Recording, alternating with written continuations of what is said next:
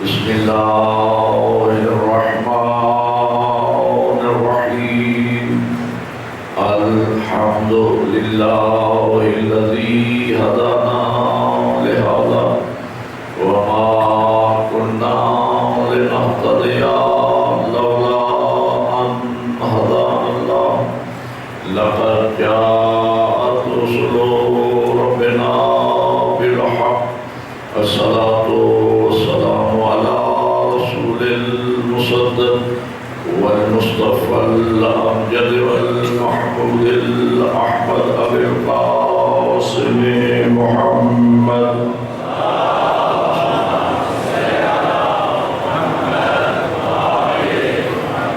وآله الطيبين الطاهرين المعصومين. أما بعد فقد قال الله تبارك وتعالى في كتابه الأعلى بسم الله الرحمن الرحيم جاهدوا في الله حق جهاده. صلوات پڑھیے بہت بڑھوا دے.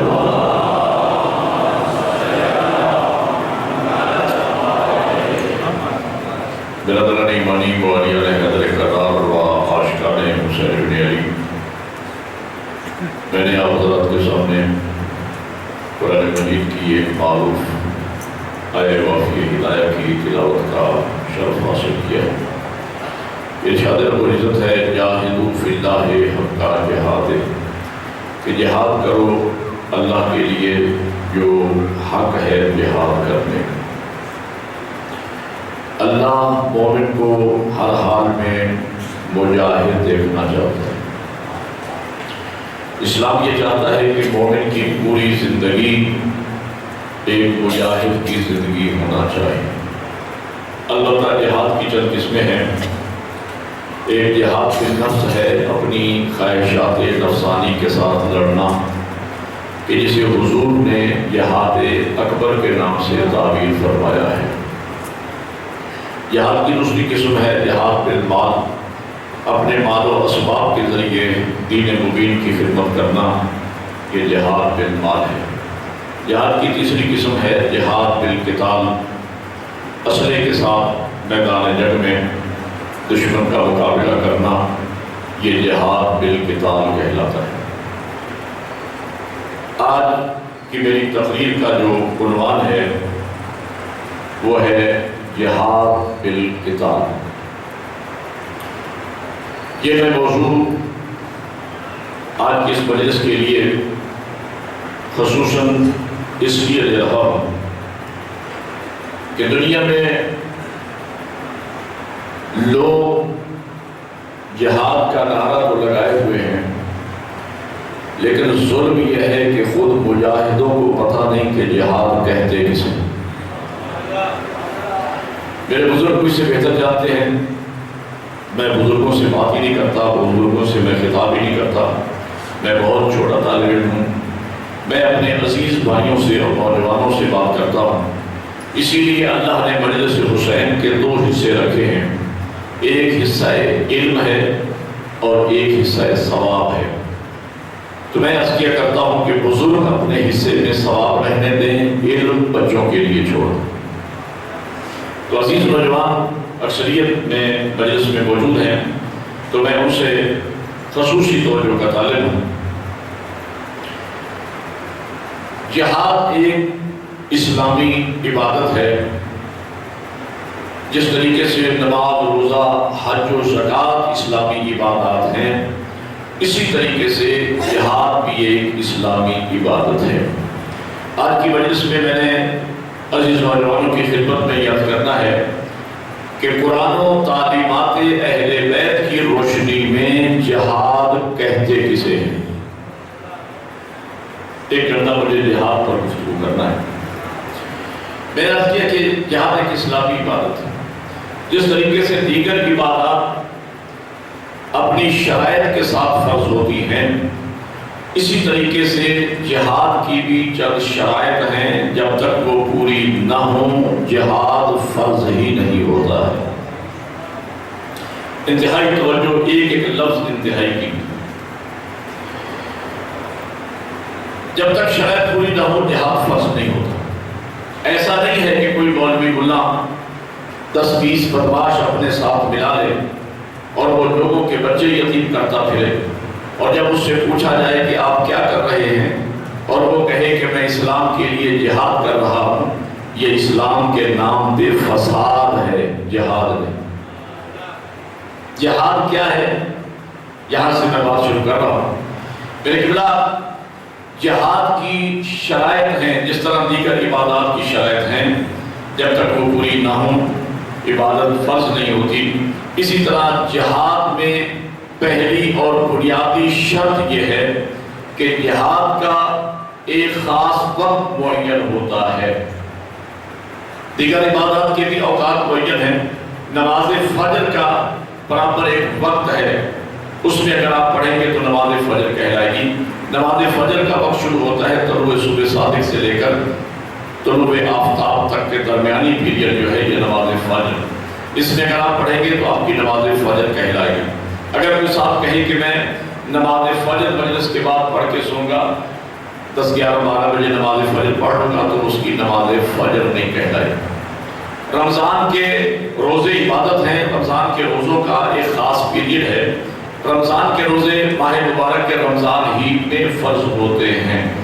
اگر کچھ آپ کہیں کہ اگلے سال بھی چونکہ گرمیوں میں ہی رمضان آ رہا ہے تو اگلے سال کے روزے میں مثلا جنوری میں یا دسمبر میں ٹھنڈے موسم میں رکھ لوں گا رمضان کے روزے، تو وہ بھوک کی صحبت کہلائے گی، رمضان کے روزے نہیں کہلائے گی۔ رمضان کے روزے ماہ مبارک کے رمضان ہی میں فرض ہوتے ہیں۔ حج عبادت ہے، حج کا بھی ایک خاص سیزن ہے، حج ذی الحجہ ہی میں فرض ہوتا ہے۔ اگر کوئی صاحب کہیں کہ میں رجب یا شعبان میں حج کر کے آ جاؤں تو وہ سفر کی صحبت کہلائے گی، حج نہیں کہلائے گی۔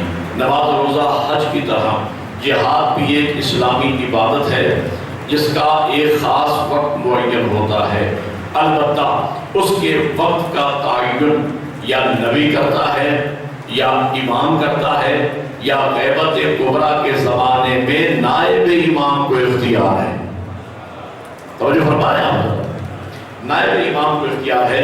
ہر بندے کو جہاد کے حکم دینے کا اختیار نہیں ہے۔ کیوں نہیں ہے اس پر میں آپ کی خصوصی توجہ کا طالب ہوں۔ کیوں نہیں ہے، اس کیوں کا جواب سنیے گا۔ اس لیے ہر بندے کو اختیار نہیں ہے کہ چونکہ جہاد میں مومن کی جان جانا متوقع ہوتی ہے، اور مومن کی جان نگاہ توحید میں اس قدر قیمتی ہے کہ اللہ نے جہاد کی کمان کسی ایسے شخص کے ہاتھ میں دی ہی نہیں کہ جس سے خطا کا امکان، پتہ نہیں آپ غور فرما کرتے ہیں کہ جس سے غلطی کا امکان ہو، جس سے خطا کا امکان ہو۔ ہر بندے کو جہاد کے حکم دینے کی اجازت نہیں ہے، یا نبی یا امام یا غیبت کبریٰ کے زمانے میں نائب امام کو اختیار ہے جہاد کا حکم دینے کا۔ میرے قبلہ، اصل ظلم یہ ہے کہ لوگ جنگیں کرتے ہیں، ان جنگوں کا نام رکھ لیتے ہیں جہاد، جبکہ جنگ اور ہوتی ہے، جہاد اور ہوتا ہے۔ جنگ اور جہاد میں کیا فرق ہے؟ چونکہ میں چھوٹا سا مدرس بھی رہا ہوں، 15-16 سال دینی مدرسے میں پڑھایا بھی ہے، تو میں مثال کے ساتھ آگے بڑھتا ہوں مجالس میں بھی۔ ایک چھوٹی سی مثال اب کرتا ہوں، اس مثال کے ذریعے جہاد کا عنوان نوجوانوں کے ذہنوں میں مثال یاد رہے گی تو تر و تازہ رہے گا۔ جنگ میں اور جہاد میں فرق ہے۔ کیا فرق ہے؟ جنگ میں اور جہاد میں وہی فرق ہے جو فرق لڑائی اور آپریشن میں ہے۔ جنگ ہے لڑائی، جہاد ہے آپریشن۔ لڑائیوں کے فیصلے گلیوں میں اور فٹ پاتھوں پہ ہوتے ہیں، آپریشن کا فیصلہ آپریشن تھیٹر میں ہوتا ہے۔ لڑائی کا فیصلہ ہر بندہ کر سکتا ہے، آپریشن کا فیصلہ صرف سرجن ڈاکٹر ہی کرتا ہے۔ توجہ فرمائیے، فرض کیجئے یہاں 2500 کا اجتماع ہو اور یہاں کوئی بچہ لایا جائے کہ جس کو کوئی پھوڑا وڑا نکلا ہوا ہے، 3000 بندہ مل کر کہے کہ اس بچے کا آپریشن آج ہونا چاہیے، لیکن اس بڑے مجمع میں ایک سرجن ڈاکٹر بیٹھا ہو جسے آپ جانتے ہیں کہ ہمارے اسلام آباد کے بہت بڑے سرجن ڈاکٹر ہیں، وہ اکیلا ڈاکٹر اٹھ کر کہے کہ ابھی آپریشن نہیں ہوگا، 6 مہینے کے بعد ہوگا، تو بات 3000 بندے کی نہیں مانی جائے گی، اکیلے ڈاکٹر کی مانی جائے گی۔ بولو یار اگر میری بات سمجھ آئے، اکیلے ڈاکٹر کی مانی جائے گی۔ تو پتہ یہ چلا اسلام کے اکثر احکامات میں اجماع کی کوئی حیثیت نہیں، قول معصوم حجت ہے۔ اللہ آپ کو جزائے خیر عطا فرمائے۔ قول معصوم حجت ہے۔ میں کہتا ہوں جنگ ہے، لڑائی، جہاد ہے، آپریشن، لڑائیوں کا فیصلہ ہر بندہ کر سکتا ہے، آپریشن کا فیصلہ صرف سرجن ڈاکٹر ہی کرتا ہے۔ لڑائی میں اسلحہ جراثیم سے پاک نہیں کیا جاتا، جبکہ آپریشن میں سرجن ڈاکٹر اوزار کو پہلے جراثیم سے پاک کرتا ہے، پھر استعمال کرتا ہے۔ سرخانہ لڑائی میں اسلحہ بے دریغ چلتا ہے، جو سامنے آ گیا اسے کاٹ دیا، لیکن آپریشن میں سرجن ڈاکٹر اوزار کو انچوں کے حساب سے استعمال کرتا ہے۔ سرجن ڈاکٹر کی کوشش ہوتی ہے کہ جس عضو میں جان باقی رہ سکتی ہے اسے بچا لو، اور جو نہیں سمجھے گا مجھے دکھ رہے گا۔ سرجن ڈاکٹر کی آپریشن میں کوشش ہوتی ہے جس عضو میں جان باقی رہ سکتی ہے اسے بچا لو۔ جہاد ہے آپریشن، جنگ ہے لڑائی۔ میرے مولا امیر جہاد کرتے تھے، علی آپریشن کرتے تھے، یہی وجہ ہے کہ علی کی تلوار نسلیں دیکھ دیکھ کے چلا کرتے تھے۔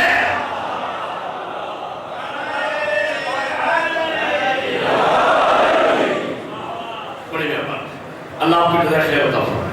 علی کی تلوار نسلیں دیکھ دیکھ کے چلا کرتی تھی۔ جس بھی دشمن خدا اور دشمن رسول کی 17ویں پشت میں بھی کوئی علی ولی اللہ پڑھنے والا پیدا ہونے والا ہوتا تھا تو علی کی تلوار اس پہ نہیں چلتی تھی۔ غور فرمائے، جی تو میں آپ یہ کر رہا تھا، جنگ ہے، لڑائی، جہاد ہے، آپریشن۔ پہلی بنیادی شرط یہ ہے اسلامی جہاد میں، جہاد یہ میرے عشرے کا موضوع ہے، لیکن میں خلاصہ کر کے تاکہ جہاد کی ایک آؤٹ لائن نوجوانوں کے دماغوں میں محفوظ ہو جائے، خلاصہ کر کے میں جہاد سمجھانے کی عزیز نوجوانوں کو کوشش کروں گا۔ جہاد میں دوسری بنیادی شرط یہ ہے کہ جہاد بالسیف، اسلحے کے ساتھ میدان جنگ میں اترنا، یہ مرد پہ واجب ہوتا ہے، عورت سے ساقط ہے۔ سر ہلاتے رہو تاکہ مجھے اندازہ ہو کہ میری بات سمجھی جا رہی ہے۔ ویسے تو مرد عورت اللہ کے نزدیک برابر ہے، ان اکرمکم عند اللہ اتقاکم، اللہ کے نزدیک مرد عورت دونوں میں مقرر وہ ہے جو تقوی میں بلند ہے، ورنہ انسان ہونے کے ناطے مرد عورت میں کوئی فرق نہیں ہے۔ انسانیت کے 2 سینے ہیں، ایک سینے کا نام مرد ہے، ایک سینے کا نام عورت ہے، دونوں اللہ کے نزدیک برابر ہیں۔ بلند وہ ہے جو تقوی میں بلند ہے۔ اور یہ بھی یاد رکھیے گا، مرد عورت کے اسلام میں حقوق بھی برابر ہیں، مرد عورت میں کوئی فرق نہیں ہے، حقوق بھی ان کے۔ یہ اسلام دشمنوں کا پروپیگنڈا ہے کہ صاحب اسلام نے عورت کو گھر کا قیدی بنا کے رکھا ہے، پنجرے کی چڑیا بنا کے رکھا ہے، عورت کے حقوق اسلام ادا نہیں کرتا، عورت کو محفوظ کر کے رکھا گیا ہے، عورت کا یہ حق نہیں دیا گیا، وہ حق نہیں دیا گیا، عورت کو قیدی بنا کے رکھا ہے۔ اصل مغربی میڈیا نے جو یہ پروپیگنڈا کیا تو اس سے غلطی یہ ہوئی کہ اس نے اسلامی عورت کو دیکھا ہی نہیں، اس نے صرف طالبانی عورت کو دیکھا ہے، اس نے اسلامی عورت کو دیکھا ہی نہیں۔ اسلام نے جو عورت کو عزت، شرف، عظمت عطا فرمائی ہے وہ کسی مطلع فکر نے عورت کو نہیں دی۔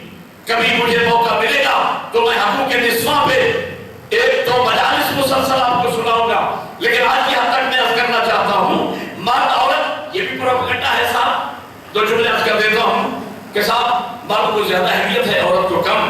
مرد کو اللہ نے حاکم بنایا ہے، اسلام نے مرد کو حاکم مانا ہے، عورت کو محکومہ مانا ہے. میں کہتا ہوں اسلام کا نظام الہی عادل پر قائم ہے.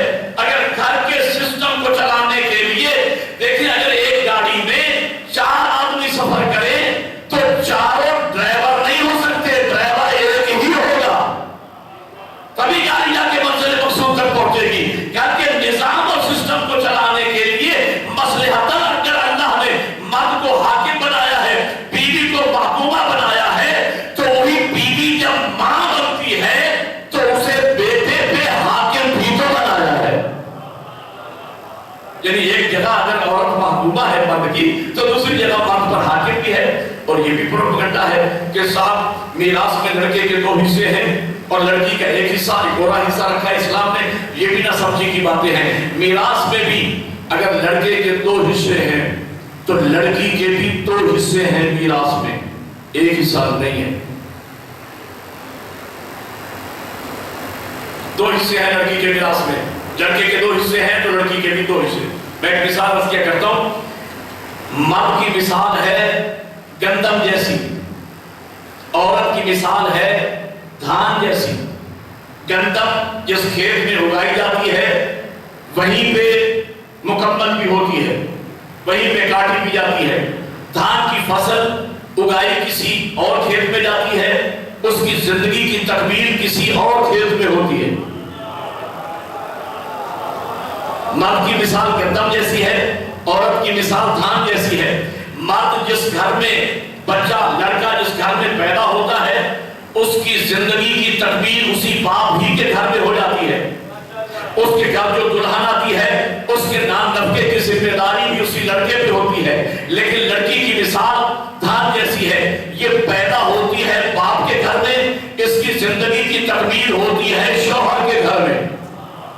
لڑکی کو باپ کی میراث سے 1 حصہ اس لیے ملے گا کہ اس نے باپ کا گھر چھوڑنا ہے, آگے جا کے کسی کا گھر آباد کرنا ہے. باپ کی میراث سے 1 حصہ اس لیے لے گی کہ شوہر کے گھر میں جا کے اس کی میراث میں حصہ دار بنے گی. تو حصے 2 ہوئے نا, اس کے لیے 1 نہیں ہے. تو اسلام کا نظام عدل پر قائم ہے. حقوق بھی مرد عورت کے برابر ہیں لیکن امتیازی ہیں. میں سوچ بھی نہیں سکتا کہ اس مرحلے میں ایک نوجوان بھی ایسا ہوگا کہ جسے لفظ امتیازی سمجھ میں نہ آیا ہو, لیکن ایک جملے میں وضاحت کر دوں تاکہ ہر بندہ سمجھے. مرد عورت کے حقوق برابر ہیں لیکن امتیازی ہیں. امتیازی کا مطلب کیا؟ امتیازی کا مطلب یہ ہے کہ مرد کی نماز جتنا ثواب مسجد میں رکھتی ہے, عورت کی نماز اتنا ہی ثواب گھر میں. مرد کا جہاد میدان میں ہے, عورت کا جہاد گھر میں ہے. حدیث کا ترجمہ معنی بالمفہوم کر رہا ہوں. جس طریقے سے شہید کے خون کا پہلا قطرہ زمین پہ گرتا ہے, اللہ اس شہید کے صغیرہ و کبیرہ گناہوں کو معاف فرما دیتا ہے. حضور فرماتے ہیں اسی طرح جب مومن عورت گھر میں بچے کو جنم دیتی ہے اس کی مثال اس شہید کے برابر ہے. تو مرد عورت کے حقوق برابر ہے لیکن امتیازی ہے. مرد کی نماز جتنا ثواب مسجد میں ہے, عورت کی نماز اتنا ہی ثواب گھر میں. مرد کا جہاد میدان میں ہے, عورت کا جہاد گھر میں ہے. تو جس طریقے سے وہ مرد اللہ کو پسند نہیں جو میدان کو چھوڑ کے گھر کو بھاگے, تو وہ عورت بھی پسند نہیں جو گھر کو چھوڑ کے میدان میں جائے.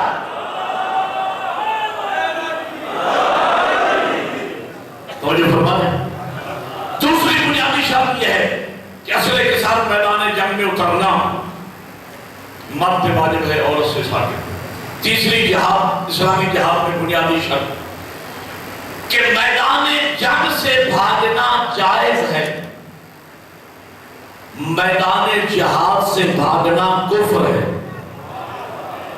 بولو یار اگر میری بات سمجھ. میدان جنگ سے بھاگنا جائز ہے, میدان جہاد سے بھاگنا حرام ہے, میدان جہاد سے بھاگنا کفر ہے. اسلامی جہاد کا سیمپل, اسلامی جہاد کا نمونہ میرے مولا امیر کی ذات. اس لیے کہ حضور تو رحمت للعالمین کا ٹائٹل لے کے آئے.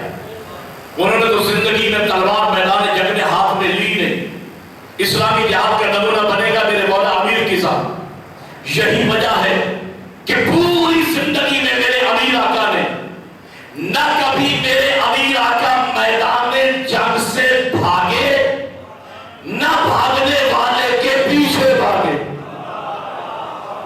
بڑی مہربانی اللہ آپ کی خیر عطا فرمائے۔ پوری زندگی میں میرے حبیب کا نہ کبھی میدان جنگ سے بھاگے نہ بھاگنے والے کے پیچھے بھاگے۔ ایک مولا امیر کے جہاد کا منظر میں نے آپ کو بصیرت کی نگاہوں سے دکھانا ہے، تیار ہے دیکھنے کے لیے؟ یہاں پر میں نے مطالعہ کیا ہے تھوڑا بہت، اسی کی روشنی میں جو میں نے پڑھا آپ کو سنا رہا ہوں۔ ایک میدان جنگ میں علی کا دشمن علی کے سامنے، جنہیں اردو سمجھ آتی ہے وہ محسوس ہوں گے۔ میں کہا کرتا ہوں بڑے بڑے سورماؤں کے پتے پانی ہو جاتے تھے علی کو دیکھ کر۔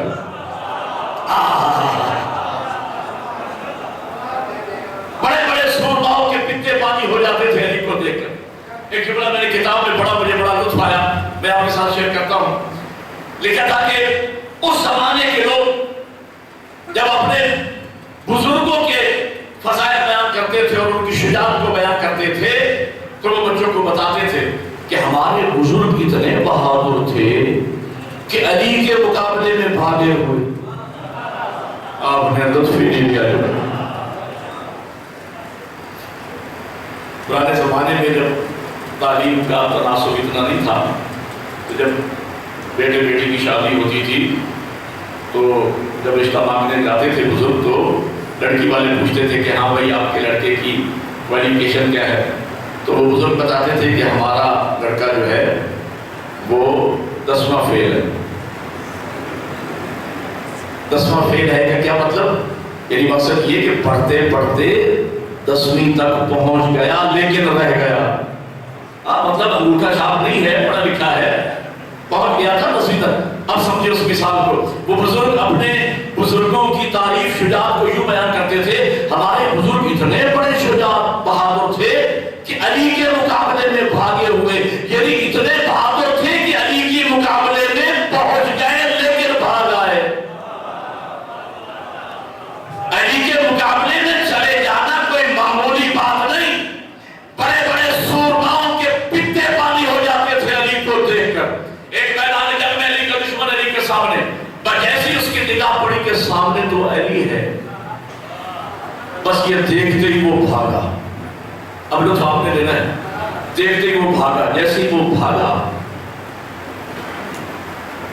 تو ایک اور مسلمان کھڑا دیکھ رہا تھا، میں نے اس کا نام نہیں لے، البتہ آپ سمجھ ضرور جائیں گے، لیکن جو آپ سمجھیں گے میں اس کا ذمہ دار نہیں، جو میں پڑھ رہا ہوں میں اس کا ذمہ دار۔ ہاں تو وہ اس مسلمان نے دیکھا کہ یہ بدبخت کافر بھاگ تو رہا ہے علی سے ڈر کے اپنی مجبوری سے، تو کیوں نہ میں اپنا گھوڑا اس کے پیچھے لگاؤں تاکہ تاریخ میں کوئی میرا بھی نام آ جائے۔ تو جملہ بڑا عظیم ہے، اگر آپ نے توجہ فرمائی تو لطف لیں گے۔ مولا امیر کے فضائل سن کے مومنین کے چہرے الحمدللہ کھلے ہوئے ہیں۔ تو اس نے یہ سوچا کہ تاکہ تاریخ میں کوئی میرا بھی نام آ جائے گا، اس نے اپنا گھوڑا بھاگتے ہوئے کافر کے پیچھے لگا دیا۔ توجہ علی والا، پیچھے لگا دیا۔ دور جا کے کافر نے سوچا کہ بھاگتے کے پیچھے بھاگنا علی کی شان تو نہیں ہے۔ ایک نعرہ مل کے سارے ہائے نہیں۔ بھاگتے کے پیچھے بھاگنا علی کی شان تو نہیں ہے، یہ کون بہادر ہے جو میرے پیچھے بھاگ رہا ہے؟ یہ سوچ کر اس کافر نے گھوڑا موڑا، بس جیسے ہی گھوڑا موڑا تو صورت حال بدل گئی۔ اچھا آپ نے لطف لیا ہے مکمل، صورت حال بدل گئی۔ اب وہ مسلمان سے آخری بندے تک وہ مسلمان آگے آگے، وہ کافر اس کے پیچھے پیچھے۔ جیسے ہی وہ کافر مسلمان کے قریب پہنچا، مسلمان نے مولا علی کا رخ کیا، کہا یا علی یاد رکھنے، یا علی یاد رکھنی، مولا میری مدد کو آئیے۔ علی نے گھوڑا موڑا، جیسے ہی کافر نے علی کو آتے دیکھا، وہ کافر تو بھاگ کھڑا ہوا، وہ مسلمان ہاتھ باندھ کے کھڑا ہو گیا، یا علی اگر آج آپ نہ ہوتے تو میں ہلاک ہو جاتا۔ اب مل کے بولو ہے علی۔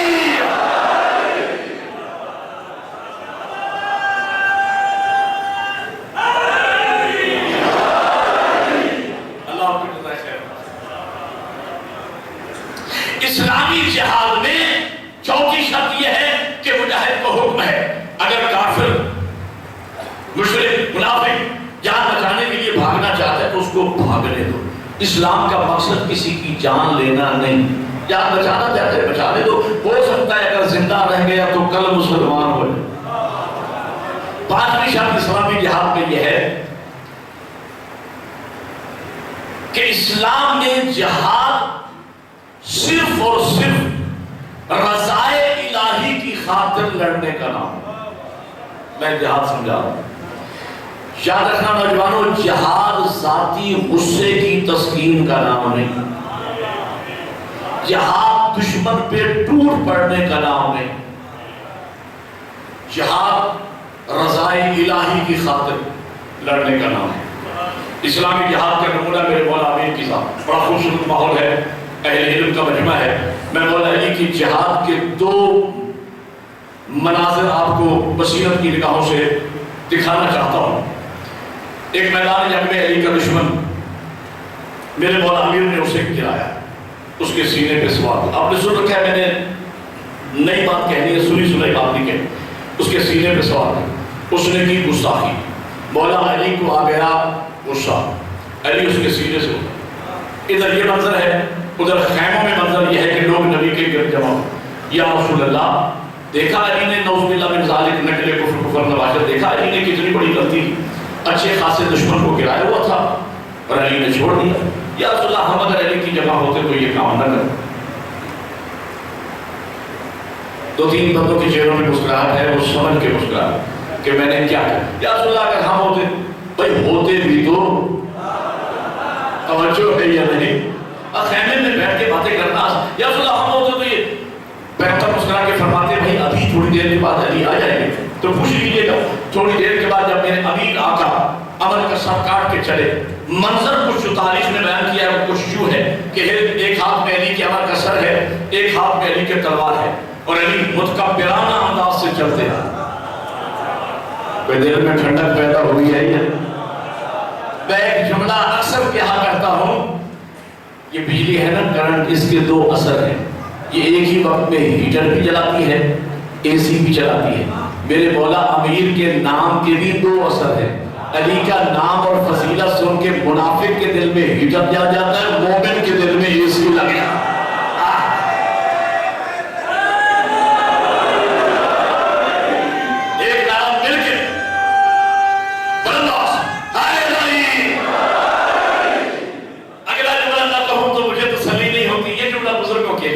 اس لیے کہ بزرگ عالم کا جملہ ہے، میرے استاد معظم علامہ حسین بخش جانا صاحب قبلہ کا جملہ ہے، سونے کے پانی سے لکھنے کے مطابق جملہ.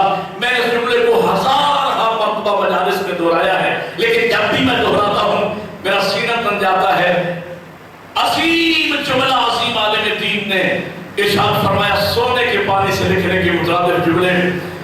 ایک جگہ میں نے یہ جملہ کہہ دیا کہ جملہ ہے مولا امیر کی عظمت کا اور سونے کے پانی سے لکھنے کے مطابق. ایک نوجوان کھڑا ہو گیا، عارف نوجوان تھا. اس نے کہا مولانا جملہ اس ہستی کے بارے میں آپ سنا رہے ہیں کہ جو نگاہ کرے تو دیوار سونے کی ہو جائے. تو یہ کوئی بڑی بات نہیں ہے. سونے کے پانی سے لکھنے کے مطابق جملے قبلہ فرمایا کرتے تھے علامہ حسین بخش جانا صاحب قبلہ. میں اپنے اشرے قربان کر دوں قبلہ کے ایک جملے پر آقا ارشاد فرمایا کرتے تھے کہ نام علی سنتا ہر کوئی ہے لیکن کلیجہ مقدر والوں کا ٹھنڈا ہوتا ہے. ہم سارے مل کے عبادت کرو ہے علی.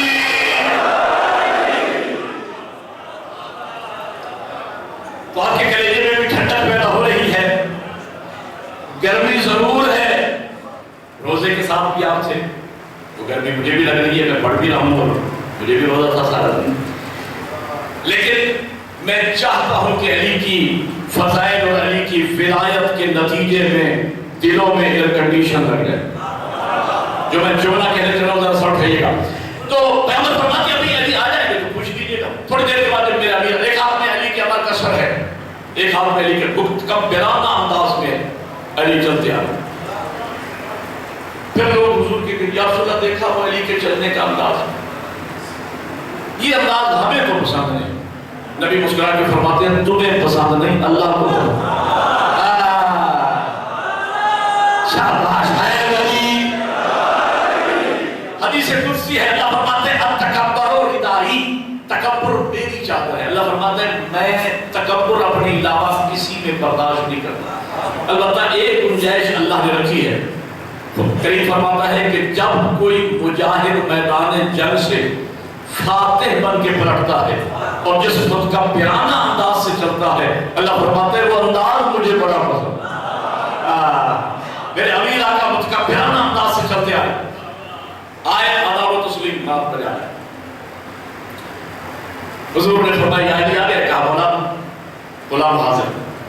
کہا یا علی یہ لوگ پوچھ رہے تھے کہ آپ نے اچھے خاصے دشمن کو گرایا ہوا تھا پھر چھوڑ دیا. جو جواب علی نے دیا وہ صاحب نہج البلاغہ ہی کو زیبا ہے. فرماتے ہیں اللہ کا رسول مجھ سے بہتر جانتا. اللہ کا رسول مجھ سے بہتر جانتا. لیکن حضور اگر آپ مجھے ہی سے پوچھنا چاہتے ہیں تو میں بتا دیتا ہوں کہ جب میں نے دشمن کو گرایا اس کے سینے پہ سوار ہوا, اس نے کی گستاخی, مجھے آ گیا غصہ.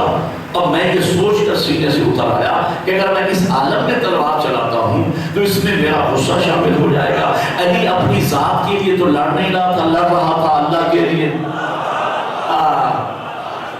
تو جب میرا غصہ ٹھنڈا ہو گیا تو پھر میں نے اسے رضائے الہی کی خاطر قتل کیا. دوسرا منظر سنیے گا. ایک میدان جنگ میں علی کا دشمن علی کے سامنے. جیسے اس نے دیکھا کہ سامنے, میں نے ابھی عرض کیا کہ بڑے بڑے سورماؤں کے پتے پانی ہو جاتے تھے علی کو دیکھ کر, پر جیسے اس نے دیکھا کہ سامنے تو علی ہے, تاریخ میں نے اپنی آنکھوں سے جملے پڑھے. یہ دیکھتے ہی اس کے ہاتھ سے تلوار گر گئی. تلوار کا گرنا تھا کہ اس نے جنگی پینترا بدلا, جنگی چال چلی. سامنے کھڑا ہو گیا, ہاتھ باندھ کے کہنے لگا یا علی میں نے سنا ہے کہ آپ بڑے سخی ہیں. بس سخی کا نام آیا, علی نے تلوار روک لی. فرماتے ہیں مانگ کیا مانگتا ہے. کچھ بزرگ لطف لے رہے ہیں میرے جملے کا. آپ نے مولا امیر کی سخاوت سنی ہے, ایک طالب علم سے ذرا اس انداز سے بھی علی کی سخاوت سنی ہے. کہا یا علی میں نے اور کیا مانگنا ہے, بس یہی اپنی ذوالفقار تو مجھے عطا فرما. سر کھانا علی والا اور سننا. بس سائل کا سوال سنا علی نے, تلوار کو روکا, نیام میں ڈالا, تلوار کو اپنے ہاتھوں میں رکھا, ہاتھوں کو زمین کی طرف جھکایا, اس انداز سے اس کی طرف تلوار پھینکی کہ وہ زمین سے رگڑ کھاتی ہوئی اس کے پاس پہنچی. اس نے تلوار کو اٹھایا لیکن اس کے چہرے پہ پسینہ آ گیا, جس میں کب کبھی کہنے لگے یا علی یہ آپ نے کیا کیا, اہل حالت جنگ میں دشمن کے ہاتھ میں تلوار دے دی. میں نے یا علی سوال کیا, آپ نے عطا کی حد کر دی. جنہیں سمجھ آ رہی تھوڑے میرے ساتھ, میں نے سوال کیا آپ نے عطا کی حد کر دی, لیکن میں حیران اس لیے ہوں, میں نے تلوار مانگی تھی, توجہ میں نے تلوار مانگی تھی تو آپ تلوار میرے ہاتھ میں دے دیتے. مجھے اس بات کی سمجھ نہیں آئی. میں کہتا ہوں وہ جانتا نہیں تھا کہ علی کو ووٹوں نے علی نہیں بنایا. ایک نام کے بولو ہے علی, علی کو ساتھ چلی نے علی بنایا ہے. کہا ارے سائل جب تو نے کیا سوال تو تو بن گیا سائل. اب میں نے دل میں یہ سوچا کہ سائل کو دھمکانا کیسا. نہیں آپ نے لطف نہیں لیا. میں نے اس انداز میں تلوار تیری طرف پھینکی تاکہ تیرے دل میں خوف پیدا نہ ہو, تیرے دل میں خوف پیدا نہ ہو کہ علی تلوار دینے کے بہانے حملہ نہ کر دے. تو صاحب کو دھمکانا مجھے اچھا نہیں لگا. اچھا اب اس دشمن نے تلوار کو نیام سے نکالا, تلوار کو علم کیا, دیکھ کے کہنے لگا یا علی اب اس تلوار سے آپ کو کون بچائے گا. جو جواب علی نے دیا وہ امام المتقین ہی کو زیبا ہے. فرماتے ہیں جاہل تو کیا سمجھتا ہے کہ انسان کو تلوار بچاتی ہے, تلوار نہیں بچاتی, اللہ بچاتا ہے.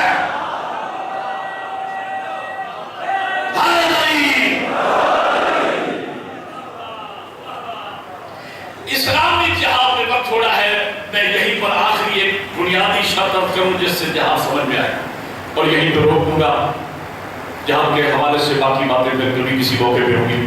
اسلامی جہاد میں ایک بنیادی شرط, اگر یہ شرط میں سمجھانے میں کامیاب ہو گیا تو یوں سمجھے کہ میں نے جنگ اور جہاد کے درمیان دیوار کھڑی کر دی, حد فاصل قائم کر دی. آج کے بعد جب نوجوان مطالعہ کریں گے تو جنگیں الگ ہو جائیں گی، جہاد الگ ہو جائے گا۔ جو شرط عرض کر رہا ہوں، اسلامی جہاد میں بنیادی شرط یہ ہے کہ اسلام میں جہاد ڈیفینسو ہوتا ہے، اوفینسو نہیں۔ آپ کے اسواس نے بتایا کہ ماشاءاللہ ہر بندے نے اس بات کو سمجھا۔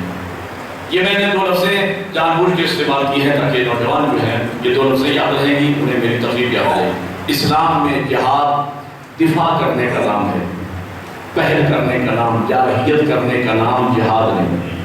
نوجوانوں میں 2-3 منٹ آپ کے انتہائی اہم ہے دوں گا۔ اگر آپ اسلامی جہاد کی آؤٹ لائن بنانا چاہیں تو آپ کو مین 4 جنگوں کو سامنے رکھنا پڑے گا: جنگ بدر، جنگ احد، جنگ خندق اور جنگ خیبر۔ ان 4 میں سے 3 جنگیں وہ ہیں جو مدینہ میں لڑی گئی۔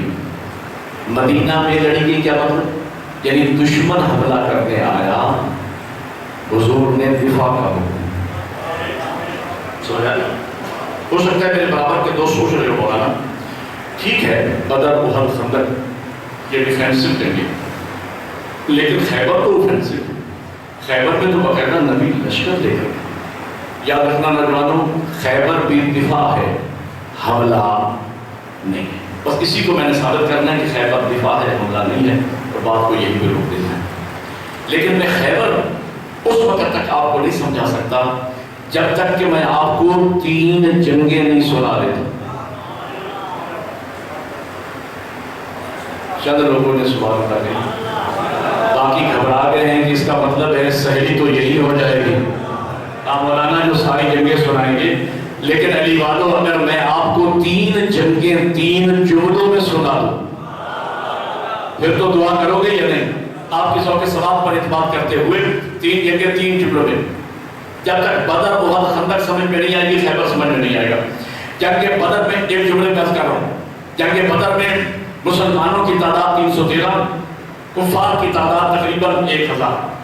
جہاد شروع ہوا، 70 بندہ کافروں کا مارا گیا، جن میں سے 36 صرف مولا علی نے قتل کی، باقی 930 کا 930 کافر بھاگ کھڑا ہوا۔ جب وہ پہاڑی کے دامن میں اکٹھے ہوئے تو ایک دوسرے سے پوچھتے تھے، ارے تو کیوں بھاگا، ارے تو کیوں بھاگا، ارے تو کیوں بھاگا؟ ہر کافر کہتا تھا میں کیا کرتا، میرے پیچھے علی تھا۔ میں نے بدر پڑھی، احد میں 3 طاقت لے کر ابو سفیان آیا، 1 جملے میں احد، لیکن وہ بھی چشم فلک نے دیکھا کہ ہاری ہوئی جنگ مسلمانوں نے علی کی ذوالفقار کے صدقے میں پھر جیت لی۔ میں احد سے بھی گزر گیا۔ بدر میں اور احد میں جب کافروں نے علی کی کارکردگی کا مطالعہ کیا تو اب وہ سر جوڑ کر بیٹھے کہ اگلی مرتبہ جب تک علی کا توڑ نہیں لاؤ گے مسئلہ حل ہونے والا نہیں۔ اور کفر کی نگاہیں عمر ابن عبد الغد پہ آ کے ٹک گئی۔ میں نے بہت کچھ کہہ دیا، پتہ نہیں آپ نے سمجھا۔ یہ عمر کو لائے تھے خندق میں علی کا توڑ بنا کے، 3000 بندے کا اکیلا مقابلہ کرنے والا بہادر علی کا توڑ بنا کے لائے تھے۔ 1 جملے میں خندق، وہ بھی چشم فلک نے دیکھا کہ علی کی ایک وار کے نتیجے میں مرحب 2، ایک وار کے نتیجے میں عمر 2 حصوں میں پٹ گیا۔ خندق بھی پڑ گیا۔ اب عمر کے قتل ہو جانے کے بعد کافروں میں مسلمانوں کا مقابلہ کرنے کی سخت باقی نہ رہی۔ اب انہوں نے خیبر کے یہودیوں کو اکسانا شروع کیا۔ میں بتانا چاہتا ہوں کہ خیبر ہے کیا۔ خیبر کے یہودیوں کو اکسانا شروع کیا۔ خیبر کے یہودیوں نے ابو سفیان کے اکسانے پر، ان کے فارمز کفار کے جو رہنما تھے، لیڈر تھے، ان کے اکسانے پر خیبر کے یہودیوں نے مسلمانوں کے کافروں پہ شبخون مارنا شروع کی۔ حضور نے گیٹا ڈیلیگیشن بھیجے، وفود بھیجے، مذاکرات بھی کیے، سورہ بھی نازل ہوا، لکم دینکم ولی دین، تمہارا دین تمہارے لیے، ہمارا دین ہمارے لیے، جیو اور جینے دو۔ لیکن جب وہ اپنی حرکتوں سے باز نہ آئے، اب حضور لشکر لے کر گئے۔ اس میں بھی مختلف روایات ہیں، آپ سنا کرتے ہیں علماء ذاکرین سے، بعض میں ہے 29 دن، بعض میں 39 دن۔ کل کی بھوکی جھڑپیں ہوتی رہیں، حضور چاہتے تھے کہ جنگ نہ ہو، لیکن یہودیوں کو ظلم تھا کہ ہم بہادر ہیں، ہم کلا بند لوگ ہیں، ہم انہیں مسل دیں گے، ہم انہیں کچل دیں گے۔ انہیں یہ ظلم تھا، وہ نہیں مانی.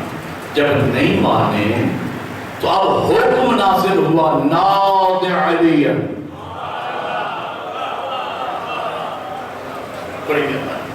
بس ختم ہو گیا آپ کی زحمت. یہاں سے آپ ذرا توجہ فرمائیں. ناد ایک جملہ میں بزرگ میرے بہتر جانتے ہیں عزیز نوجوانوں کے لیے. ناد علی یہ نبی کی حدیث نہیں. ناد علی اللہ کا کلام. اللہ کے کلام کی دو قسمیں ہیں. ایک اللہ کا کلام قرآن مجید جو بسم اللہ سے شروع ہوتا ہے والناس پہ ختم ہوتا ہے, جو جبرائیل کے ذریعے قلب مصطفیٰ پہ نازل ہوا. ہر شیعہ سنی کے گھر میں قرآن موجود ہے, 30 پاروں میں ہے, 114 سورتیں ہیں. ایک اللہ کا کلام وہ ہے جو ڈائریکٹ اللہ نے اپنے محبوب سے باتیں کی ہیں, جسے حدیث قدسی کہا جاتا ہے. ناد علی حدیث قدسی ہے. ناد امر کا صیغہ ہے, حکم ہوتا ہے ناد علی, میرے حبیب علی کو پکارو. میں آج کروں گا پروردگار خود علی کو بھیج دو گا نہیں, مسئلہ سمجھو, میرا محبوب پکارے تاکہ قیامت تک علی کو پکارنا میرے نبی کی سنت بن جائے.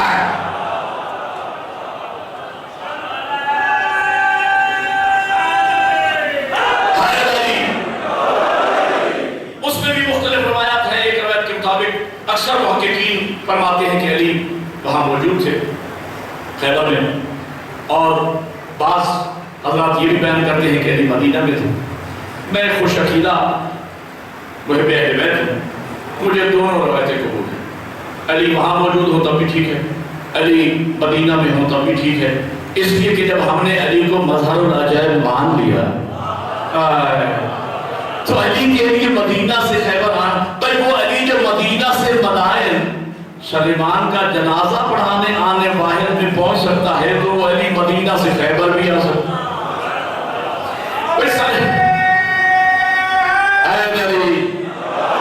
سلیمان کے انتقال ہوتا ہے, مدائن میں گورنر تھے مولا علی کا دور حکومت.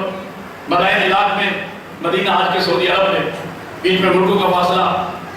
زادان غلام کے ساروں پہ سر سلیمان کا. سلیمان کہتے ہیں زادان میں تھوڑی دیر کا مہمان. زادان پوچھتا ہے کہ میرے 3 سوالوں کا جواب دے پھر تیری مرضی. کہا 3 کیوں پوچھتا ہے؟ میں علی کا شاگرد ہوں, جو پوچھنا ہے پوچھ. کہا نہیں صرف اتنا بتا تجھے غسل کون دے گا, کفن کون پہنائے گا, دفن کون کرے گا. سلیمان کو اپنی اطاعت پہ اتنا ناز تھا, سلیمان اطاعت کی اس منزل پہ تھا, یقین تھا کہ مجھے سوائے معصوم کے میری میت کو کوئی ہاتھ نہیں لگا سکتا. کہا زادان پریشان نہیں ہونا, میرا غسل کفن دفن وہ کرے گا جس نے نبی کا کیا. سردھانا علی والا. یہ کہہ کے سلیمان کی روح پرواز کر گئی. زادان نے سوچنا شروع کیا, ہاں کیا کہہ گیا سلیمان؟ میرا غسل کفن دفن وہ کرے گا جس نے نبی کا کیا. نبی کا غسل کفن دفن کیا تھا مولا علی نے. مولا علی بیٹھے مدینہ میں, ہم بیٹھے مدائن میں, بیچ میں ملکوں کا فاصلہ. اللہ جانے علی کو اطلاع کب ملے گی, علی کب آئیں گے, غسل کب ہوگا, کفن کب پہنایا جائے گا, سلیمان دفن کب ہوں گے. بس یہ سوچتا ہی تھا. فتح کا باب دروازے پہ دستک ہوئی. زازان پوچھتا ہے من انت علی الباب, کون ہے دروازے پر؟ پیسے آواز آئی, یا زازانو ماذا تتفکر انا علی ابن ابی طالب. میرے کہ ہے علی.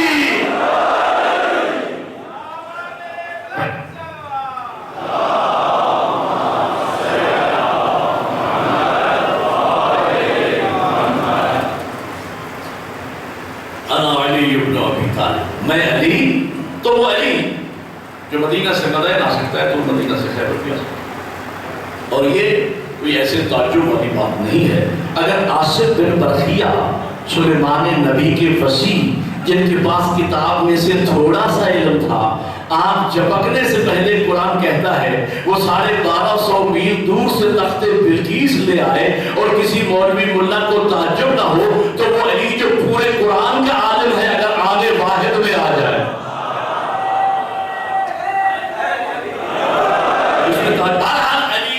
یہاں پر میں نے 2 باتیں ضرور شیئر کرنا ہے. عظیم الشان مجمع ہے, اور میں نے پہلے بھی یہاں مجالس پڑھی, 2 میلاد پڑھے, لیکن بہت چہرے مجھے نئے نظر آ رہے ہیں, ان کے لیے جملہ عرض کر رہا ہوں.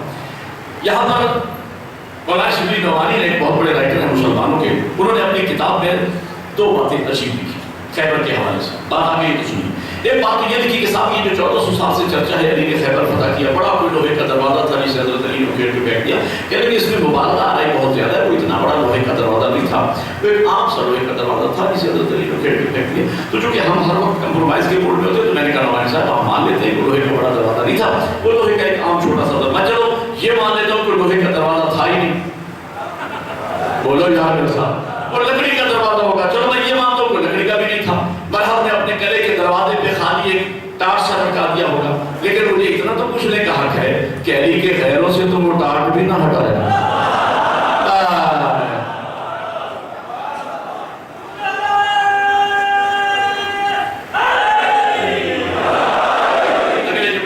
آپ کی خصوصی توجہ کرتا ہوں. دوسری بات انہوں نے بڑی عجیب لکھی, کہتے ہیں کہ صاحب یہ جو چرچا ہے 1400 سال سے کہ علی نے خیبر فتح کیا گیا, بڑا کمال کر دیا علی نے. کہتے ہیں کہ نہیں بھائی, اس میں کوئی علی کا کمال تھوڑا ہی ہے. بات اصل میں یہ ہے کہ یہ تو ازل سے شروع ہی سے فتح خیبر کا معاملہ علی کے مقدر میں لکھا جا چکا ہے. جو سمجھے ہیں وہ بولے ہیں, جو نہیں سمجھے میں اپنے بڑا اضافہ کرتا ہوں. وہ تو شروع ہی سے علی کے میاں مقدر, وہ تو علی ہی سے فتح ہونا تھا بھئی, اس میں علی کا کمال تھوڑا ہے. میں نے کہا نعمانی صاحب علی کے مقدر کی کہانی بڑی عجیب ہے. خانہ کعبہ میں آنا علی کا مقدر, بولتے کیوں نہیں میرے ساتھ آ رہی ہو.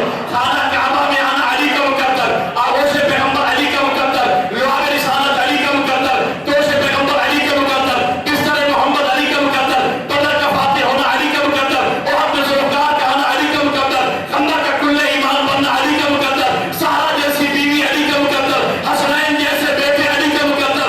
علی کے مقدر کو دیکھ کر مجھے تو یوں لگتا ہے کہیں کاتب تقدیر بھی علی کا چاہنے والا تو نہیں.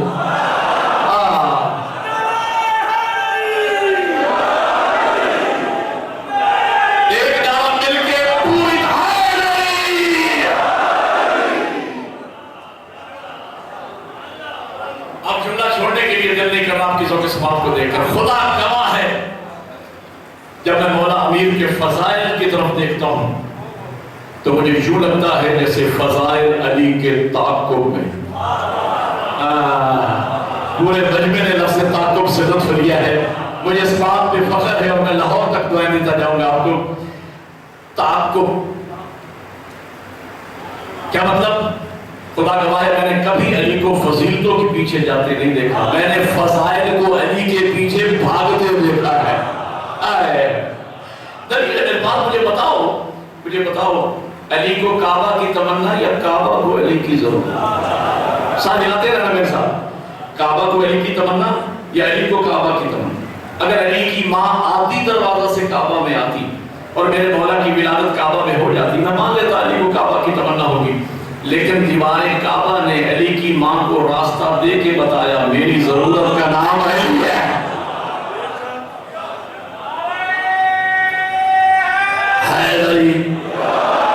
اچھا مجھے بتاؤ علی کو ولایت کی تمنا یا ولایت کو علی کی ضرورت؟ بولو یار. اگر تو علی جائیں انگوٹھی لے کر سائل کے در پہ اور آئے ولایت آ جائے, میں مانتا ہوں علی کو ولایت کی تمنا ہوگی. لیکن اگر سائل حالت رکوع میں آ کے انگوٹھی لے تو ماننا پڑے گا ولایت کی ضرورت کا نام علی ہے. پیغمبر نے مولا امیر کی امامت و ولایت کا اعلان کیا. مناقب کی روایت ہے, القطرۃ من البحار کا ترجمہ آیت اللہ احمد مستنبط کی کتاب ہے القطرۃ من البحار, اس کا ترجمہ 4 جلدوں میں ہو چکا ہے. وہ یہ جتنے بھی ترجمہ علامہ ریاض حسین جعفری صاحب نے ادارہ منہاج الصالحین کی طرف سے فرمائی ہے. مولا علی اور اہل بیت کے فضائل کا ایک سمندر ہے, جس کو شوق ہو مولا علی کے فضائل پڑھنے کا تو المناقب القطرۃ من البحار اردو میں موجود ہے, لے کے پڑھ سکتے ہیں. وہاں سے جملہ لے کے میں پڑھ رہا ہوں. پیغمبر نے مولا امیر کی امامت و ولایت کا اعلان کیا. ایک الگ خیمہ لگا ہے, وہاں مولا علی کو بٹھایا. اصحاب و صحابیات کو حکم دیا جاؤ باری باری جا کے علی کو مبارک دو. 2 آدمیوں نے عجیب انداز میں علی کو مبارک دیا. ایک کا میں نے نام لینا, ایک کا نہیں. میں ہر بندے کا نام مجلس میں نہیں لیتا. میری کوشش ہوتی ہے مجلس میں میری زبان پہ بار بار اسی کا نام رہنا چاہیے جس کا نام لینا ختم قرآن کا ثواب. ایک شخص آیا, یا علی مبارک ہو, آپ تمام مومنین و مومنات کے مولا ہو گئے سوائے میرے. اس کا مطلب ہے آپ بیدار بیٹھے. میں نے سمجھا تھا کہ گرمی کا اثر صرف مجھے ہو رہا ہے. آپ بیدار بیٹھے. ایک جگہ میں نے یہ جملہ کہہ دیا لاہور ٹھوکر جب ایک بڑا جلسہ ہو رہا تھا پھر نوجوان کھڑا ہو کے کہنے کہ مولانا اس نے تو دل میں کہا تھا آپ کو کیسے پتا چلا؟ میں نے کہا سنا ہے چہرے کو دل کی کتاب ہے. تو جو اس کے چہرے پہ آیا. ایک اور شخص ہے جس کا میں نے نام لینا ہے. جب میرا چاہتا تھا کہ میں زور لگاؤں لیکن ظاہر ہے کہ روزہ کھولنے کے بعد تھوڑی سی کمزوری ہو جاتی ہے. میں زور نہیں لگاؤں گا، زور آپ کا لگے گا اگر آپ توجہ فرمائیں گے. ایک اور شخص آیا جس کا نام تاریخ میں ساسہ ابن سوہان لکھا ہے. یہ علی کی ولایت کا عارف، علی کا شیعہ، علی کے خیمے کے در پہ آیا. آداب و تسلیمات کے بعد کہتا ہے یا علی میں آپ کو مبارک دینے نہیں آیا. علی جانتے ہیں، مسکرا کے فرماتے ساسا پھر کیسے آئے ہو؟ توجہ رکھنا، ساسا پھر کیسے آئے ہو؟ کہا یا علی میں تو آپ کے سامنے کھڑے ہو کر خود ولایت کو مبارک دوں گا. ولایت تجھے مبارک ہو، تجھے علی جیسا مولا مل گیا. میرے کے بعد آواز سے آئے نہیں.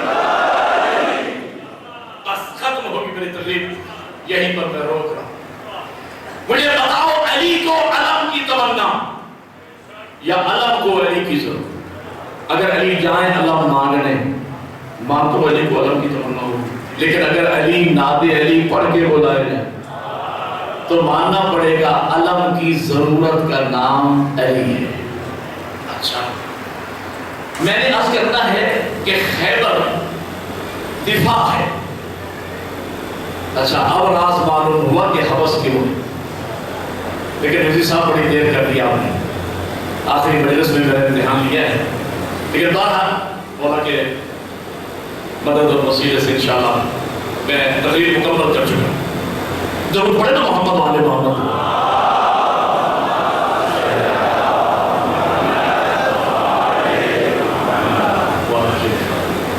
جی خیبر دفاع ہے، حملہ نہیں ہے. پہلی اس کی دلیل تو یہ ہے کہ اگر خیبر حملہ ہوتا تو جیسے ہی مرحب علی کے مد مقابل میں آیا تھا تو علی دیکھتے ہی اسے دو حصوں میں بانٹ دیتے. لیکن نہیں، سب سے پہلے میرے مولا امیر نے اسے اسلام آفر کیا. مولا علی فرماتے مسلمان ہو جا اور زندہ رہے. علی سرجن ہیں، چاہتے ہیں بچ جائے. یہ شروع سے میرے ساتھ ہے، چاہتے ہیں بچ جائے. فرماتے ہیں مسلمان ہو جا اور زندہ رہے. وہ کہتے ہیں میں مسلمان نہیں ہوتا. مولا علی فرماتے ہیں کوئی بات نہیں، اسلام کی بیس ہے لا اکراہ فی الدین، دین میں جبر کوئی نہیں مسلمان ہوتا نہ ہو. واپس چلا جا اور زندہ رہے. آخری ہزاری تک سر کھانا، واپس چلا جا اور زندہ رہے. اس نے کہا واپس نہیں جاتا. خیبر کی عورتیں ہنسیں. عدالت کا تقاضا یہ ہے جو کسی میں کوالٹی پائی جاتی ہو اس کو مان لینا بہادری ہے، چاہے دشمنی کیوں نہ. میں ایک جملہ کہوں گا، دشمن ہے لیکن اس میں کوالٹی ہے، میں اس کو مان رہا ہوں، شیعہ ممبر پہ مان رہا ہوں کہ وہ بدبخت کافر ضرور تھا لیکن بے غیرت نہیں تھا.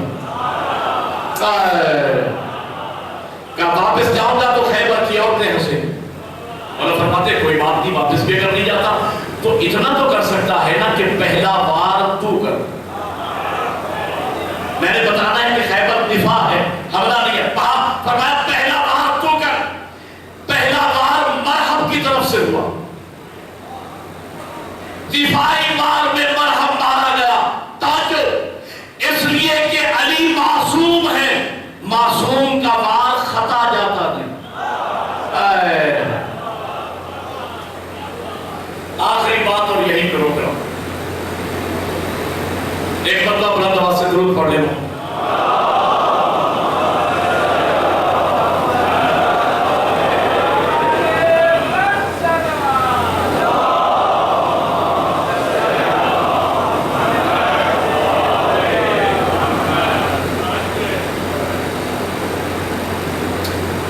آخری دلیل خیبر دفاع ہے، حملہ نہیں.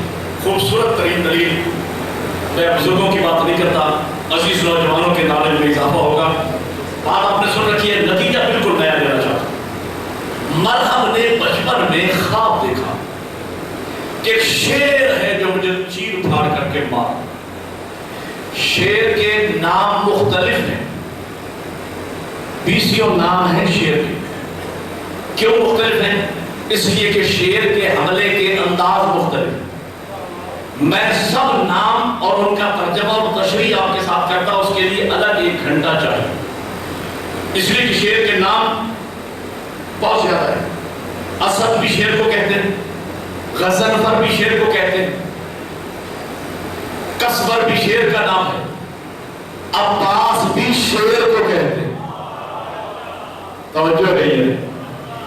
حیدر بھی شیر کا نام، حیدر اس شیر کا نام ہے جب وہ شکار کو چیر پھاڑ کر کے مارو، چیر پھاڑ کرنے والے شکار کو چیر پھاڑ جب کرو اس وقت اس شیر کو حیدر کہا جاتا ہے۔ اس نے خواب میں دیکھا کہ ایک شیر ہے جو مجھے چیر پھاڑ کر کے مارا، خواب سے بیدار ہوا، بچپن ہے اس کا، اس کی ماں یا اس کی آیا تاریخ میں لکھا کہ ماہر علم نجوم، اس نے ماں کو یہ آیا کو خواب بیان کی، اس کی ماں نے سہجا بنایا، کیلکولیشن کرنے کے بعد نتیجہ نکالا، بیٹا ماں کی وصیت زندگی بھر یاد رکھنا، حیدر نام کے بدلے سے نہ حیدر نام کے بدلے سے نہ لڑنا۔ اچھا حیدر میرے مولا امیر کا نک نیم تھا، خاندانی نام۔ بات بچہ پیدا ہوا تو بزرگوں نے مل کے سوچ سمجھ کے نام رکھا، مثلا نام رکھا اس کا عمران، تو چونکہ بڑا پیارا بچہ تھا، خوبصورت بچہ تھا، تو بہنوں نے پیار سے اسے مون کہنا شروع کیا، یعنی جان۔ تو بہنیں جانتی ہیں مون، ماں باپ بہن بھائی قریبی رشتہ دار ملنے جلنے والے مون کہتے ہیں، بہن کسی کو پتہ نہیں، سکول میں عمران، کالج میں عمران، یونیورسٹی میں عمران، آفس میں عمران، باہر لوگوں میں عمران مشہور ہے۔ اسی طریقے سے اصل نام تھا میرے مولا کا علی، پیار سے ماں نے رکھا تھا حیدر، کب؟ جب پگھوڑے میں استر کو چیرتے دیکھا۔ نام سے اچھا میں سوچتا ہوں، ماں نے پگھوڑے میں، بچپن میں ماں نے پگھوڑے میں استر کو چیرتے دیکھا تو نام رکھ دیا حیدر۔ میں سوچتا ہوں اگر یہی ماں علی کو خیبر میں دیکھ لے، پتہ نہیں کیا نام رکھتی، پر آخری جملہ خیبر نفاع حملہ نہیں ہے۔ تو اس کی ماں نے اسے کہا کہ بیٹا حیدر نام کے بندے سے نہ لڑنا، حیدر میرے مولا امیر کا نک نیم، خاندانی نام، ماں نے پیار سے رکھا حیدر۔ ماں جانتی ہے، باپ جانتا ہے، محلے والے جانتے ہیں، قریبی رشتہ دار جانتے ہیں، مرحب کے توجہ رکھنا حلالیوں، مرحب کے فرشتوں کو بھی پتہ نہیں تھا کہ میرے مد مقابل میں آنے والا حیدر بھی ہو سکتا ہے، لیکن علی اس شریف مجاہد کا نام ہے جس کی غیرت نے اتنا بھی برداشت نہ کیا، اگرچہ دشمن صحیح کہیں دھوکے میں نہ مارا جائے، جب اپنا تعارف کروایا تو علی نام سے نہیں کروایا بلکہ فرمایا انا الذی سمتنی امی حیدر۔ مرحب یاد رکھنا، تیری ماں نے میرا نام حیدر رکھا، تو بات بڑھ کر کے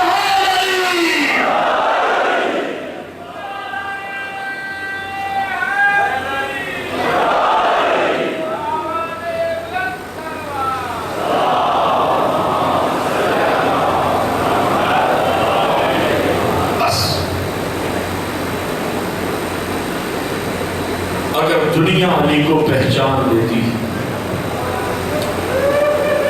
تو آج رات علی کی بیٹیوں کے بین کوفے میں نہ جائے۔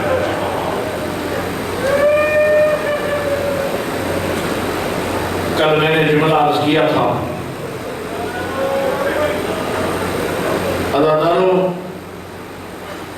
آج 20 رمضان کا دن گزرا ہے اور سے نئے عزادار آئے ہیں جن کے لیے جملہ دہرا رہا ہوں۔ 19 رمضان کا سارا دن، 20 کی رات، 20 کا سارا دن زینب ایک ایک بھائی کے پاس جا کے پوچھتی تھی، حسن مجھے تسلی دے، میرا بابا بچ تو جائے گا۔ یہ بیٹیاں بابا کے ساتھ عید منانے آئی تھی کوفہ میں۔ میں نے کل عرض کیا تھا کہ رمضان کا آخری عشرہ وہ ہوتا ہے جب لوگوں کی بیٹیاں اپنے اپنے بابا سے عید مانگنے کی تیاریاں کر رہی ہوتی ہیں، اور مسلمانوں ہم روتے اس لیے ہیں، مسلمانوں کے گھروں میں عید کی تیاریاں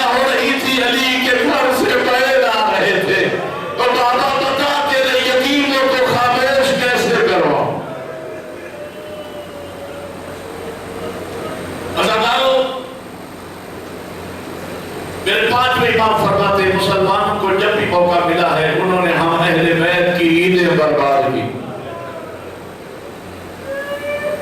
جزاک اللہ. 20 رمضان کا سارا دن میرے مولا نے وصیتوں میں گزارا. ایک گھر سے چل کے آ کے اپنے بچوں کے ساتھ ماؤں بہنوں اور بیٹیوں کے ساتھ روزے کے باوجود گرمیوں کے باوجود اپنے بچوں کو پردہ داروں کو ساتھ لے کے آئے ہوں گے پرسہ دینے. انسان ہمیشہ پردے دار وہاں ساتھ لے کے جاتا ہے جہاں گزارا نہ ہوتا ہو. ابھی اور علی کی اولاد کے بغیر ہمارا گزارا نہیں ہے. پرسہ دینے آئے ہو تو ایک جملہ سنو. ہمارے آئمہ میں سب سے زیادہ مظلوم امام آپ کے پہلے امام مولا علی.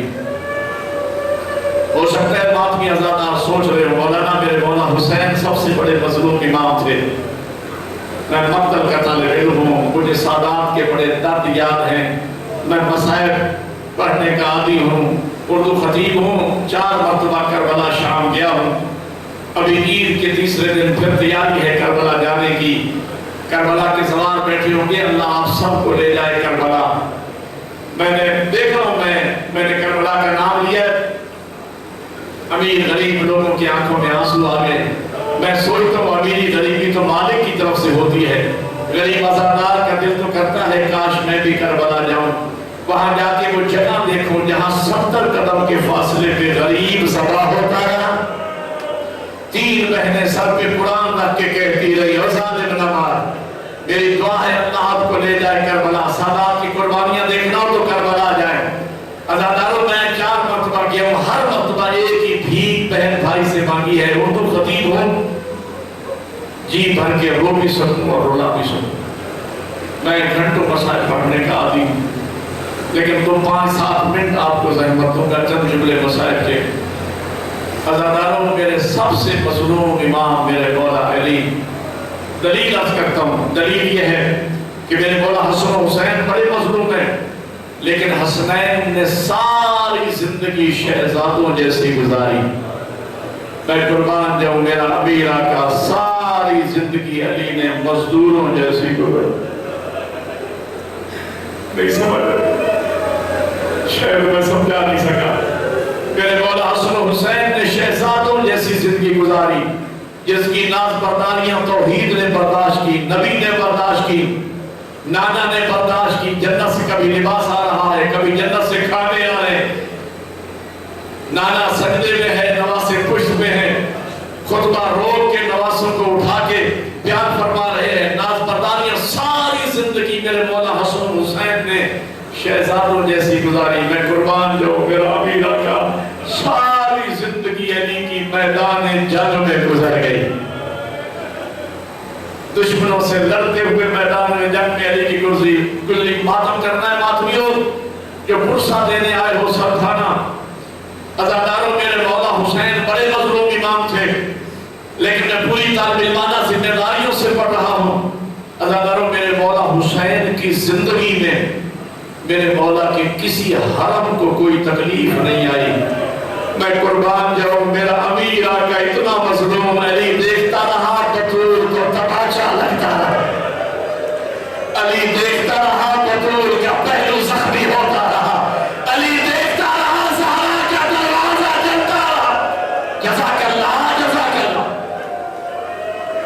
خدا آپ کی چیزیں باقی زہرا میں قبول فرمائے. میرے بڑے مظلوم امام علی,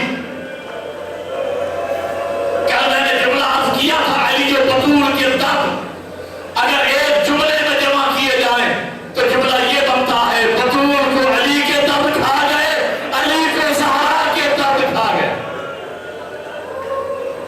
زہرا علی کے درد یاد کر کے روتی تھی, پھر ساری زندگی علی بطول کے درد یاد کر کے روتے تھے.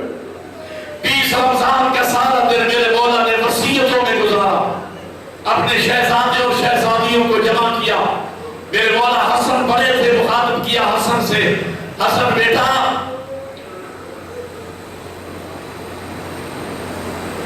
اگر میں زندہ رہ جاؤں تو مجھے اختیار ہے کہ میں اپنے قاتل کو معاف کروں یا سزا؟ اور معاف کرنا تقوی کے زیادہ قریب ہے۔ اور اگر میری شہادت واقع ہو جائے تو اس نے مجھے ایک ضرب لگائی ہے، حسن تو عادل امام ہے، اسے ایک ضرب لگانا، اس کا مقدر مر جائے یا بچ جائے۔ اور بیٹا حسن یاد رکھنا، ایسا نہ ہو کہ اس کے مرنے کے بعد میرے چاہنے والے اس کی لاش پہ ٹوٹ پڑیں۔ میں نے تمہارے نانا کا فرمان سنا ہے کہ چاہے کاٹنے والا دشمن کتا ہی کیوں نہ ہو، اس کی لاش کا بھی احترام کرو۔ میں کہوں گا یا علی، آپ کو دشمن کا اتنا، اس کی لاش کا اتنا احترام، کاش آپ کربلا میں ہوتے۔ تیرا بیٹا حسین جن کی لاش گھوڑے کے ذریعے پامال ہو رہے ہوئے 9 حصوں میں لاش تقسیم ہو گئی۔ یہی وجہ ہے کہ جب پہر 11 محرم کو بھائی کی لاش بھی آئی، ایک ایک ٹکڑا اٹھا کے کہتی تھی انت آخر حسین، ارے میرا بھائی حسین تو ہے۔ جزاک اللہ، جزاک اللہ، جزاک اللہ۔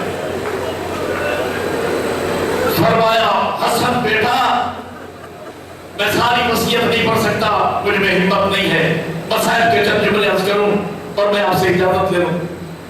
عزادارو، میرے مولا امیر فرماتے ہیں حسن بیٹا، یہ 2 حصے کافور ہیں، 3 حصے کافور، بلکہ فرمائیے 3 حصے کافور۔ ایک کافور سے مجھے غنود کرنا، 2 حصے اپنے لیے رکھ لینا۔ بڑا پرانا عزادار میرے سامنے ہے، کافور ختم ہو گیا۔ حسین نے بہن زینب کی طرف دیکھا، بہن نے حسین کی طرف دیکھا۔ جناب زینب فرماتی، میں نے ذمہ دار عالم سے سنا ہے، جناب زینب فرماتی بابا میرے بھائی حسین کے لیے کافور نہیں ہے۔ میرے مولا علی کی چیخ نکل گئی، کیا بیٹا زینب کافور اس کے لیے ہوتا ہے جسے غسل دیا جائے، جسے کفن پہنایا جائے؟ جزاک اللہ، جزاک اللہ۔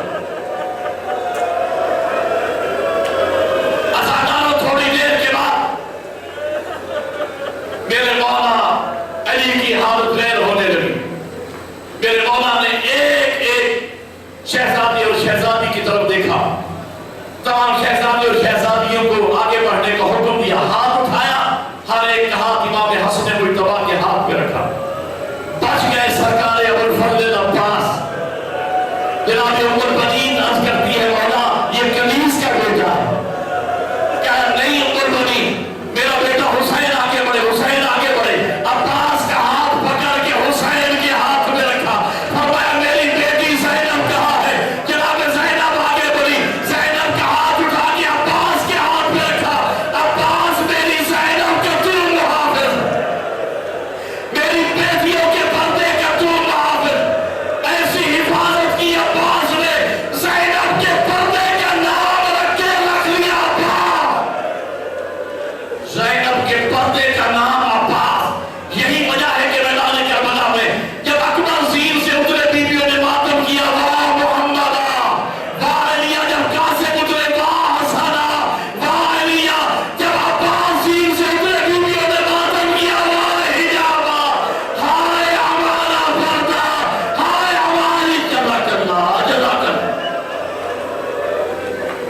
وصیتیں مکمل ہوئی، ایک ایک شہزادے شہزادی کے دیکھ کر فرماتے حسن بیٹا الوداع، زینب بیٹا میرا آخری سلام۔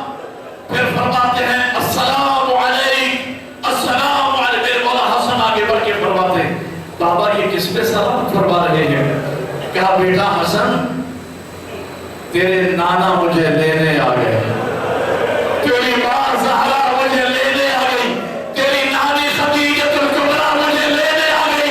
میرے بچے بابا کا آخری سلام۔ اور اپنے بیٹے حسن کے زانوں پہ باپ دنیا سے چلا گیا، باپ کا جانا تھا انا للہ پڑھا۔ میرے مولا حسن نے شہزادیاں باپ کی لاش پہ گر پڑی، جناب زینب کو حسن نے سنبھالا، جناب ام کلثوم کو عباس نے سنبھالا،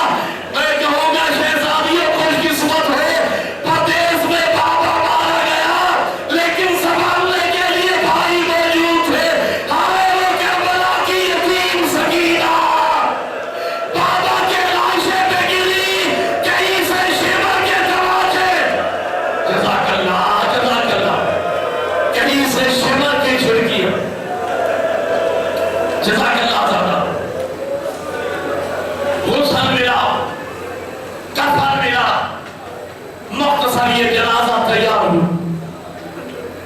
پارٹی کی طرف سے حسن حسین جنازہ اٹھا رہے ہیں، سامنے سے جنازہ خود بخود اٹھ رہا ہے. کسی نے مولا حسن سے پوچھا، مولا سامنے سے جنازہ خود اٹھ رہا ہے، کیا خود نہیں اٹھ رہا؟ جبرائیل و میکائیل کیا کہہ دے رہے؟ میں کہوں گا اللہ کے فرشتے، یہ 41 ہجری ہے، 61 ہجری میں کربلا میں بھی آ جانا، وہاں بھی ایک جنازہ ہے جس کا کوئی اٹھانے والا بیٹا موجود ہے. ہاتھوں میں ہتھکڑیاں، پاؤں میں بیڑیاں، نہ کوئی غسل دینے والا، نہ کوئی جنازہ اٹھانے والا. جنازہ اٹھا، مسجد حنانہ نے چھپ کے سلام کیا، جہاں سے گزرتے ہم آتے چھپ کے درد چھپ کے سلام کرتے ہیں. نجف اشرف میں پہنچا، خود ہی خدائی قبر ملی. شہزادوں نے اپنے بابا کو دفن کیا. دفن کرنے کے بعد واپس تشریف لا رہے تھے، ایک گلی میں ایک بزرگ نابینا کو روتے دیکھا. ایک مرتبہ شہزادے اس بزرگ کے پاس بیٹھے. میرے مولا حسن نے پوچھا، بزرگ تیرے رونے کا سبب کیا ہے؟ کہا میں غریب ہوں، میں مسکین ہوں، میں بھوکا. ایک نوجوان آتا تھا، روز آ کے مجھے کھانا بھی کھلاتا تھا، مجھے پانی بھی پلاتا تھا، میری افطاری کا بندوبست بھی کرتا تھا، سحری کے وقت بھی میرے پاس آتا تھا. آج تیسرا دن ہے، نہ میں نے کھانا کھایا، نہ مجھے کسی نے افطار کروایا ہے. میرے مولا حسن فرماتے اس بزرگ کی کوئی نشانی بتا. کیا مجھے اور تو کوئی نشانی یاد نہیں؟ میرے پاس بیٹھ جاتا تھا اور رو کے کہتا تھا، مسکین مسکین کے پاس بیٹھا ہے، غریب غریب کے پاس بیٹھا ہے، مسافر مسافر کے پاس. کیا کوئی اور نشانی؟ کیا اور نشانی تو مجھے یاد نہیں. البتہ اس بزرگ کا لہجہ آپ کے لہجے سے ملتا ہے. امام کی چیخ نکل گئی، کیا بزرگ اور میرے بابا علی ابن ابی طالب انہیں کو دفن کر کے ہم واپس آ رہے ہیں. بزرگ قدموں پہ گر پڑا، مولا آپ تو اپنے بابا کی شہادت کا واسطہ مجھے بابا کی قبر پہ لے چلو. شہزادے نے ہاتھ سے پکڑا، قبر پہ لے کے آئے، قبر پہ دونوں ہاتھ رکھے. اس بزرگ نے چیخ ماری، انا للہ و انا الیہ راجعون. اس بزرگ کی روح پرواز کر گئی. عزاداران نے حسین بزرگ کو سنبھالنے کے بعد شہزادے گھر میں تشریف لائے. پورا کوفہ ابھر کے آ گیا پرسہ داروں کا، پرسہ دینے کے لیے پورا کوفہ آ گیا. میں کہوں گا شہزادوں خوش نصیب ہو، شہزادیوں خوش نصیب ہو، تمہارے بابا دنیا سے گئے. پرسہ دینے کے